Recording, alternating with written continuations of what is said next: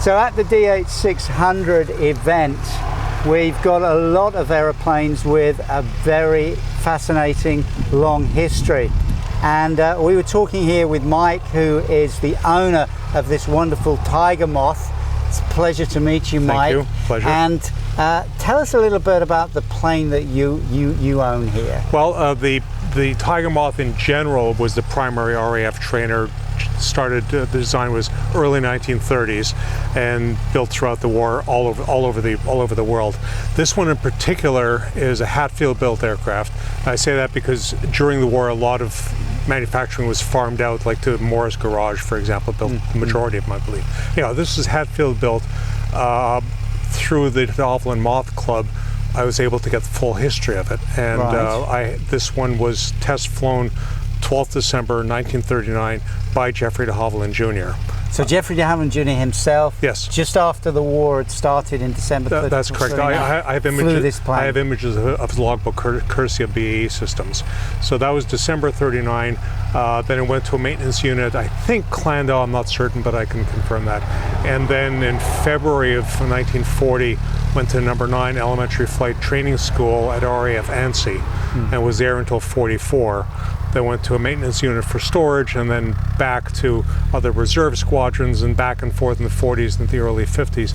And if I recall correctly, and I could be wrong, I think it was at the Manchester University Air Training Squadron or something like that, up until the time it was demobbed in 53. Then went to Croydon and sold to the public, to the civilian market. From there, the owners were in HMS Daedalus, down near Portsmouth or Southampton area, and then shipped across to Canada, and on cargo or on the HMCS Bonaventure, which is the Canadian aircraft carrier. We love to think it flew on board, but who knows? Who knows? Whatever. Probably not. Yeah, was in Nova Scotia, and then went to the civilian Canadian market with Canadian civil registration. I believe ended up in Winnipeg. Right. And the fellow who owned it there called me out of the blue and told me about the airplane. Apparently when he sold it, and this is from the previous owner, I'll take it, was picked up by Jan Zurakovsky, who flew here during the war, and he was the chief test pilot for Avro Canada, chief test pilot on the CF-105 Arrow. Zurakovsky was the guy who invented the famous Zurakovsky loop, wasn't he? Could be. Yeah, could be. And also piloted the Avro Arrow. Yes. He was very famous test pilot. So I heard that from previous owner. I'll go with it. Right. So Jeffrey de Havilland Jr., Zurakovsky, it's gone in the UK, it's RAF, then across the Atlantic into Canada, and then it lands in your lap. And then to a museum in the US, and then it came back to Belgium for restoration, and then here, and finished the restoration here. Test flown about a year ago, July of last year. Right. And so she's now based in the UK? Yes, at least for the foreseeable future, and then it'll come back home to the Boston area. Right. So are you going to fly her across? I could, but I only get a couple hundred miles and I swim.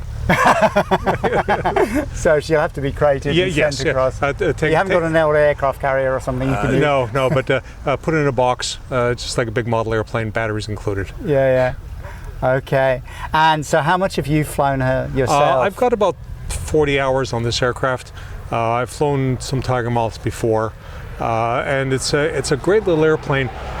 What they say about it, and this makes it a good trainer, is that it's easy to fly, but difficult to fly well. Mm-hmm. So which makes it a good trainer. That figures with your knowledge. Yeah, and you sort of have to learn how to use your feet.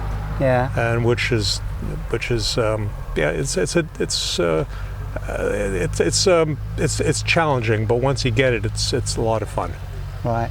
Have you got any particular ambitions as what you want to do with it? Just fly the tail off it. Fly the tail off. Yeah. I could have said something else, but I'll This for public transmission. Okay, that is great. And what sort of challenges are there? I mean, this is an aircraft that was flown just at the time the Second World War was starting. Yes. And she looks immaculate now. Yes. The work that must have gone into it. I'm on very good terms with my bank manager who are arranging overseas money transfers. Let's put it that way. Yeah. She and I are on a first name basis. Yeah. And she's getting a photo of the airplane because she has a vested interest. She has a vested in. Yeah. Yeah.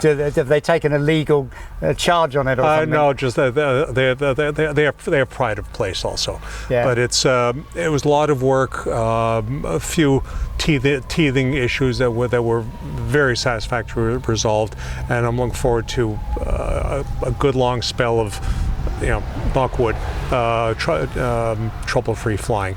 It's a bit tiring to fly, because you've got 100-mile-an-hour airstream whipping on you all the time. So after you fly for an hour and a half, you're tired. Yeah. It's like I don't drive motorcycles, but it's anyone who does drive a motorcycle. You figure a 2-hour drive on a motorcycle and you're spent. Yeah. And similar thing. It's loud. 100-mile-an-hour motorcycle. Right. All the time. Or close to it, but 90 or so. But whatever. It's a lot of wind, a lot of buffeting. It's a physical thing. Right. And so you're tired, and there's no heat. And the airframe's okay. No problems with the engine or anything? Yeah, the engine required a little bit of fettling, but it's in really good nick right now. Did I pick up the terminology correctly? No, that's fine. Yes. That's okay. It's a pleasure to chat with you and talk about this aeroplane and its history and the people who flew in it. When are you flying off next? Well, it'll be here tomorrow. Probably Saturday we'll reposition back to Little Granston, which is just a ballistic over the hill, and I'll leave it there for about a week. And a colleague of mine out at Oaksey Park will pick it up in about a week's time. And it's just logistics of, we could drive back and forth, but we just don't feel like a 5-hour drive. And being here, the engine shop who did it is just over there, and that'll give them a chance to give it just a once over before it heads out. And then she'll go back to Canada, and you'll have a lot of pleasure with her. We live in the Boston area. It's in Nuevo Cambridge in Cambridge, and so it'll be in that area. And I would like to do some long distance flying. This one has a larger fuel tank than most, right? And I just want to go places. Well, go places and enjoy. Thank you very much. Thank you so much. Thank you. And I'll be at your museum. I'm a member, so it's a great little museum. Great. Thanks a lot. You're welcome. Thank you.